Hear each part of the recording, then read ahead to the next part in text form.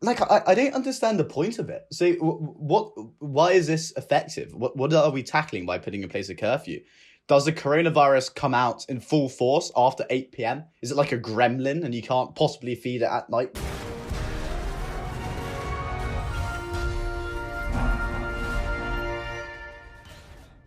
Hello, dear viewers, and welcome back to This Week in Canada. My name is Roberto Wakerel Cruz, and with me once again, back from holiday, is my good friend Nico Johnson. Nico, say hello. Hello. Viewers, how are we? It's so good to be back. I had a nice 2 week long holiday. I hope everyone else had a bit of a holiday, bit of time off. I know Christmas and New Year's wasn't as good as it could have been, but there'll be other years, let's hope. Roberto, did you have a good Christmas? I had a good Christmas, man. I mean, if just throwing it out there, if you saw that study, that poll, said that 50% of Canadians went to see their family this holiday. So I'm going to reckon that 100% of our viewers saw their family this holiday. And it's not over. The holidays aren't over. Let's give a big shout out to the Orthodox community. They're celebrating Christmas 2 weeks after, like they always do. I don't really understand why, but a big shout out to them. I love the Orthodox. But Nico, I usually start every episode saying, "Wow, this week was so exciting." Sometimes it's a lie. Sometimes it's a bit of a boring week. But this week, I'm not even going to say it because it was actually a little bit of a boring week. It was relatively slow. Wow. I don't know if it was boring. It was slow. I would say it was just woefully depressing. Yeah. Almost every day I would wake up, read the news and think, oh, well, life has just gotten a bit worse than it was, before I went to bed. And that's not great. But one of the things that has continued to give me a bit of festive joy is the fact that these crooked politicians keep getting caught in the Dominican Republic or other beaches sprawled across the Caribbean. Isn't that right, Bobby? Yeah, man, it's getting a little frustrating, and the worst part is the hypocrisy for me. I'm not gonna say I understand. Like, I am gonna say I really understand why people hate politicians so much. I mean, we pay their wages with our taxes. We all pay too much in taxes because we pay too much because we can just afford to give it away to like Qatar or whatever, some country over there. I mean, Qatar, very poor country. And so if you guys haven't heard, there was an MLA from Alberta who was just one notable example we're bringing up, who was caught in Mexico. MLA for Wood Buffalo, Fort McMurray. His name is, Nico, can you remind me what his name is? Tanny Yao. And Tanny Yao woke up one morning on a beach in Mexico, probably enjoying some burritos or salsa or whatever else, and looked at his phone and went, Tanny Yao. Like that, so stupid. He got called out got called out by Jason Kenney, premier of the province of Alberta, because he was on vacation the entire time and his phone was off, so he didn't know that all these politicians were getting in trouble, including him. Nico, what are your thoughts on that? Do you have any thoughts on that?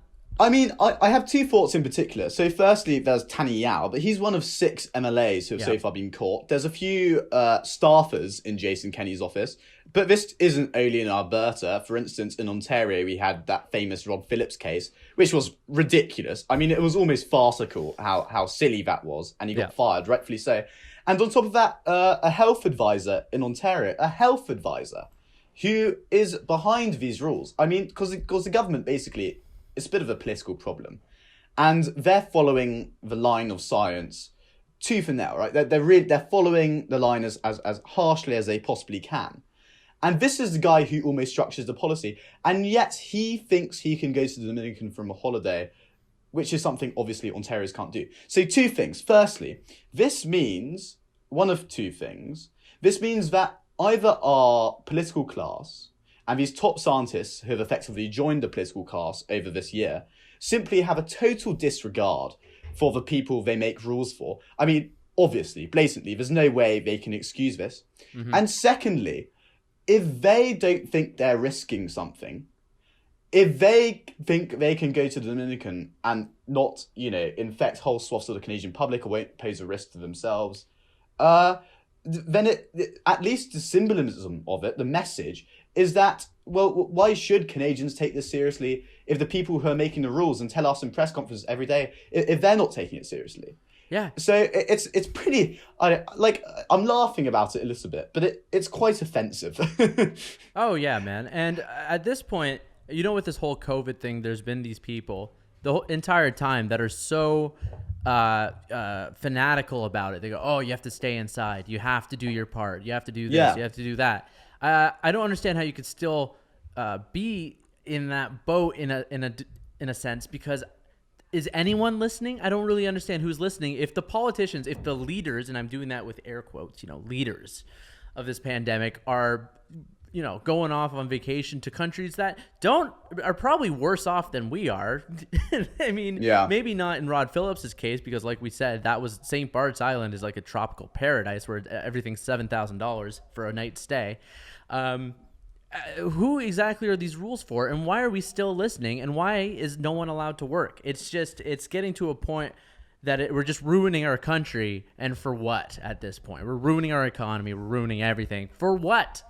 Yeah, no, I totally agree. Yeah, and the situation, I think, is getting worse. I mean, you see in Ontario, they had like 90 deaths, which is pretty crazy. That's definitely the highest it's ever been. But we see that the rules are less nuanced than ever. They're more forceful in their approach. And case in point, I think, is Quebec, where I live. Quebec, as you see, Nico has a big Quebec flag. He loves Quebec so much. I love Quebec so much. I usually like this place enough.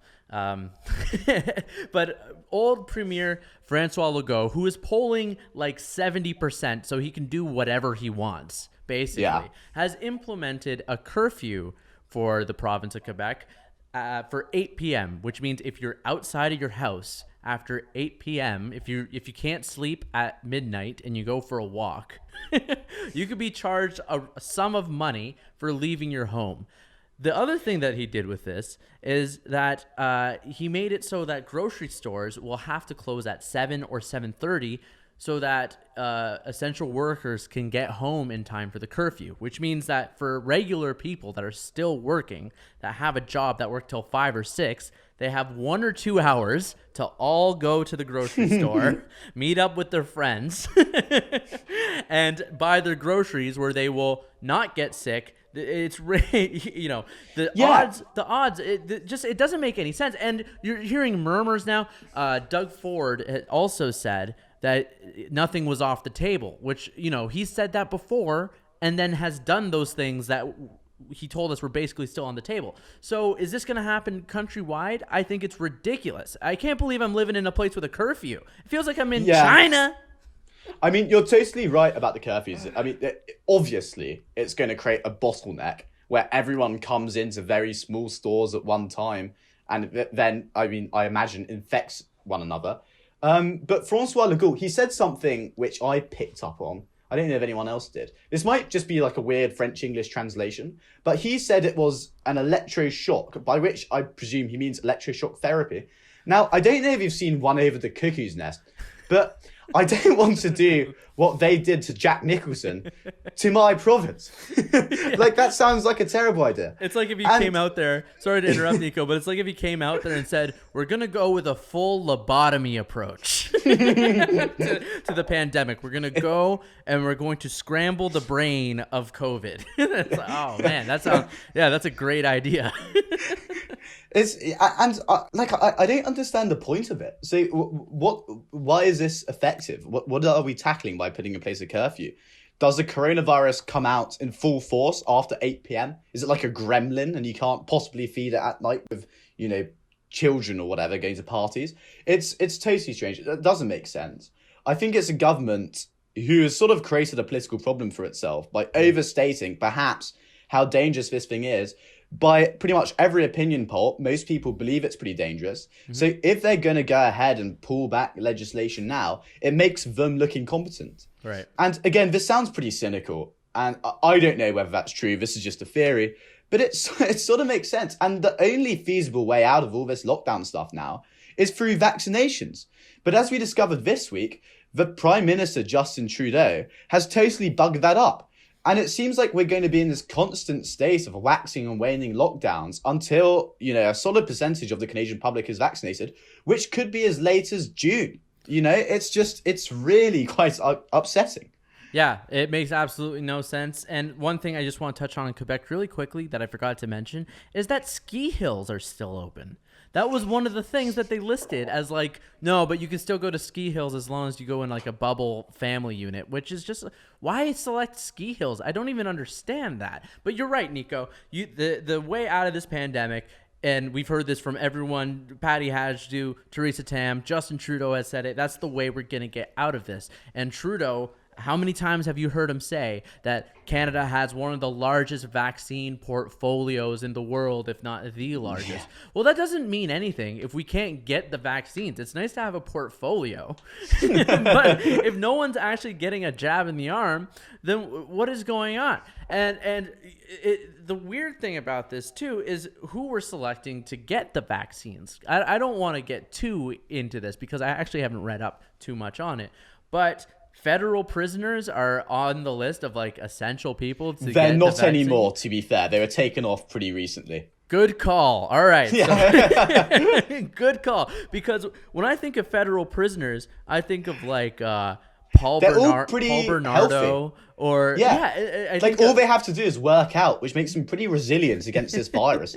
Why are we giving these jacked prisoners a vaccine over your grandmother? Yeah, and Doug Ford put it pretty well. He said these are some of the most dangerous people in the country, and it's like, yeah, isn't that guy from Don't Fuck with Cats, the documentary? Isn't that guy in there? Like, we're gonna give that guy the vaccine before we give it to my grandma? It makes absolutely no sense, man. Yeah. Right. Wow, what a transition. It's a bit of a shorter episode this week, but I think due to the fact everything is so depressing, and due to the fact there isn't an enormous amount of news, it's probably, a better call than keeping it dragging on for hours. Yeah. But one of the things that did happen this week actually occurred outside of Canada. And I feel quite fortunate being a Canadian political journalist because I don't have to comment on things which happen in the United States. And on top of that, I don't think it's my right or duty to comment on things which happen inside the United States. I don't know it very well. I'm not going to be able to enlighten, what happened in the Capitol any more than perhaps you could enlighten me. So, having said that, what I can comment on is what Jagmeet Singh said. Obviously, it was a big shebang. Roberto, what did Jagmeet Singh say? Jagmeet Singh, so our good friend Jagmeet Singh, the very competent, well-spoken leader of the new Democrat Party, was among one of the many political leaders, including, Justin Trudeau, Aaron O'Toole, that came out and spoke, made comment on the events that were transpiring in Washington, the capital. That's what DC stands for, if you don't know. DC is the capital. And what Jagmeet Singh said was much more direct and much more vicious than what Justin Trudeau or Aaron O'Toole said. Obviously, Justin Trudeau wants to keep some sort of relationship with Trump, so he can't just come out and call him a fascist. Which is to say, Aaron O'Toole and Justin Trudeau have leadership ambitions and realise that they could, are actually in a position of diplomatic power. Whereas Jagmeet Singh, who is steadily riding his party into the ground, can pretty much say what he wants and does. And really, without a filter, does. So here's the tweet. I just pulled it up right now. He said, "The horror unfolding in Washington is frightening, and it was incited by Donald Trump directly." You know how Donald Trump told everyone to storm the Capitol. He can end it now, but refuses to. Obviously, Donald Trump is omnipotent and can tell anyone what to do at any time. He said, "Democracy must not be intimidated. Fair enough. The violence must end." Fair enough. So Jagmeet Singh going with a full-out attack on Donald Trump. Yeah. And boy, did they listen. As soon as Jagmeet Singh sent out that statement, the National Guard came in, they cleared the steps. That woman got shot. Everything was fixed. No, of course, who cares? It's clearly just a political sway, and he's trying to sort of attract the 20-year-old, with dye-blued hair who attend the University of Victoria studying a philosophy degree. This is the stuff that really gets them going. They love this sort of behaviour from their Rolex-wearing, BMW-driving socialist leader. And it's a bit like what Elizabeth May does. she knows she's never going to lead. It's just attention. It's all they care about. It's just attention. And listen to this, Nico. Actually, I just saw this right now. He tweeted 3 hours ago again so he's made 2 statements now, which is like 200%. Like he's going full out. He made another statement on the incidents that took place yesterday saying, Black, brown, and indigenous people are met with violence and brutality when protesting their human rights. Yesterday, white supremacists attempted to overthrow a democratic election with deadly weapons incited by the president. The police reaction showcases systemic racism in action. Again, this is another guy just talking like university lingo. It's totally true. It's so annoying. This is what man. like my sister would put on her Twitter. Not what the leader of the NDP should be putting on their Twitter. Jagmeet Singh he should just open it. He should just start a YouTube channel, man. This guy would do great on YouTube. I don't understand why he needs to lead the NDP. I don't understand how you could vote for this guy. At this point, if I was an NDP voter, I would be looking at the Green Party. It's a serious option right now because Anime Paul looks way cooler than Jagmeet Singh does to me right now, big time. I mean, what exactly is the point of Jagmeet Singh and his NDP? I don't, and I'm serious about that. They don't do anything. They don't have a function. They're like one of those Portuguese jellyfish that you get sort of floating around the ocean, stinging unfortunate children. Those are really dangerous, actually. Yeah, well, as are the NDP in a position of power, and the Green Party sort of feels the environmental stuff, which Jagmeet Singh really cares about. The Liberal Party right now are so left wing that they sort of have made the NDP's economic policies totally redundant, just as what NDP would do to all the workers in Ontario, and I don't see their political purpose. Like, why do people keep voting for them? Maybe just tradition, I suppose. But there's better parties out there to represent you, you know? Yeah, I agree.